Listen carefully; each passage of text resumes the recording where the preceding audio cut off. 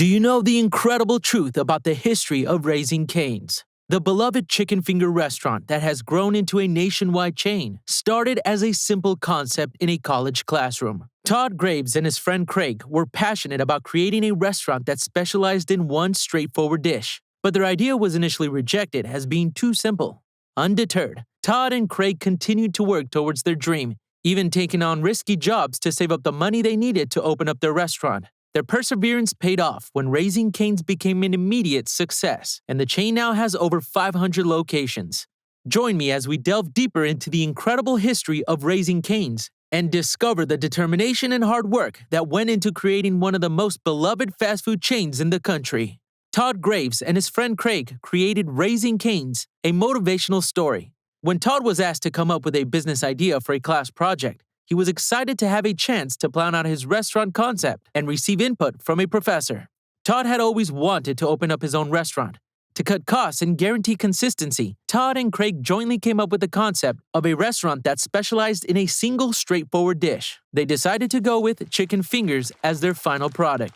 Todd and Craig submitted their project to their professor after spending many long days planning and preparing it, only to receive the lowest grade in class. Given the fierce competition from established fast food chains like KFC and Popeyes, the professor dismissed their idea as being too straightforward and too unlikely to be successful. Todd and Craig were unfazed and wouldn't give up on their dream.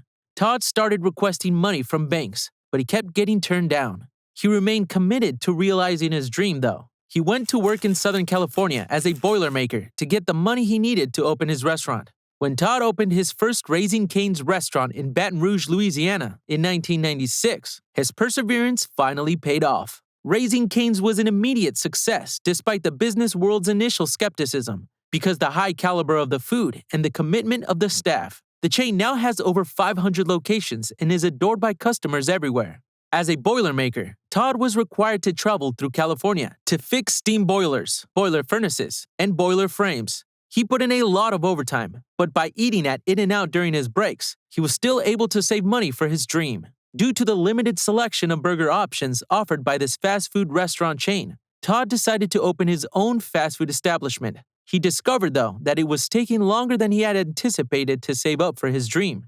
Todd eventually discovered the lucrative but hazardous job of Alaskan commercial salmon fishing. He made the risky decision to relocate to Alaska and work as a fisherman. Even though the job required long hours and difficult working conditions, the pay made it all worthwhile.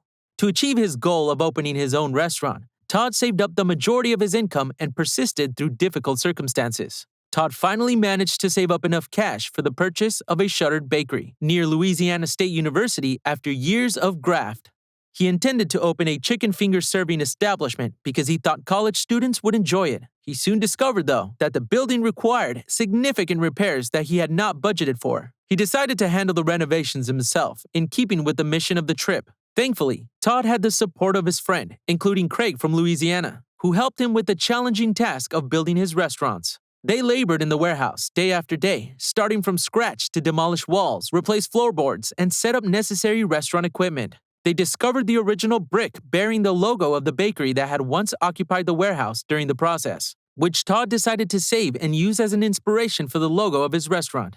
Todd initially thought about calling his eatery Sockeyes Chicken Fingers, after the fish he had hunted in Alaska to raise money for his venture. The plan was, however, unanimously rejected by his friends because they felt it was an inappropriate name for a chicken finger restaurant. Eventually, a friend came up with the brilliant idea of naming the eatery Raising Cane's in honor of Todd's beloved golden retriever, who had started frequenting the warehouse and cheering everyone up. Raising Cane's will serve as a name and mascot of Todd's new restaurant because he thought the concept was great. When Todd was only 24 years old, the first Raising Cane's restaurant finally opened its doors in 1996 after a lot of effort and dedication. On the day of the restaurant's opening, the neighborhood showed overwhelmingly strong support, and the place was crowded with patrons eager to try the chicken fingers. The restaurant initially intended to close at a reasonable hour, but due to the massive influx of customers, it stayed open until 3:30 a.m. Todd worked in a variety of capacities on the first day his restaurant was open, including fry cook, cashier, and manager. He evaluated his company after the productive day in the hopes that it was a precursor to future success. He also wondered if the high demand had been noticed by his previous business professor, who had rejected the idea. Todd's restaurant had a simple menu that included chicken fingers made with the best chicken possible and served with Texas toast, coleslaw, crinkle-cut fries, and a secret sauce. Todd wanted to give his staff a comfortable and enjoyable working environment. They were allowed to wear casual clothing and bring their own music into the store. Todd believed that by putting employees' happiness first, his staff would provide better customer service. This strategy worked well, and customers were pleased with the staff's friendliness. Raising Cane's standing increased, and they were able to obtain a loan from a small business association to support their growth. Despite serving as CEO, Todd stayed on staff at the mothership, the first store, and named his best friend Craig as co-CEO to help with growth. Raising Cane's made a $30 profit in its first month of operation, which thrilled Todd and proved the viability of its business model. Todd was able to do this and still have money left over after paying the building's mortgage, the restaurant's expenses, and employee wages. Todd suggested using the famous Bob Marley song One Love as Raising Cane's slogan, which eventually became trademarked in 2005 because of their mutual love of chicken fingers and Bob Marley. Todd's philanthropy and the welcoming workplace culture at Raising Cane's helped the business grow and prosper. However, 56 Hope Road Music, a business run by Bob Marley's heirs, filed a lawsuit against Raising Cane's in 2013 for using the One Love slogan without their consent. While 56 Hope Road Music had control over One Love in other contexts due to their own trademark, Todd was able to successfully trademark it for use in some contexts for Raising Cane's. This arrangement worked out well for many years until 56 Hope Road Music filed a lawsuit against Todd.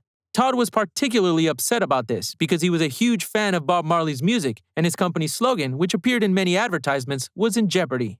Beginning in December 2013, Todd met with Bob Marley's daughter on a regular basis in an effort to reach a settlement. Finally, they were able to reach a mutual beneficial agreement in May 2014 that allowed both parties to continue using the term One Love. When the lawsuit was over, Todd was relieved because he could put his legal issues behind him and concentrate on growing his restaurants. However, he would soon have to deal with an even bigger threat to his company. As a result of Todd's success with Raising Cane's, the company was eventually expanded across the country, first to the Midwest, then to Southern California, the place where he had first started saving money for his dream. He had been inspired by the California-based fast food chain In-N-Out, so this gave him great joy. Raising Cane's thrived despite a lawsuit and subsequent settlement. Todd saw an opportunity to grow his business in the Middle East, but he first personally altered the recipe to make it halal compliant.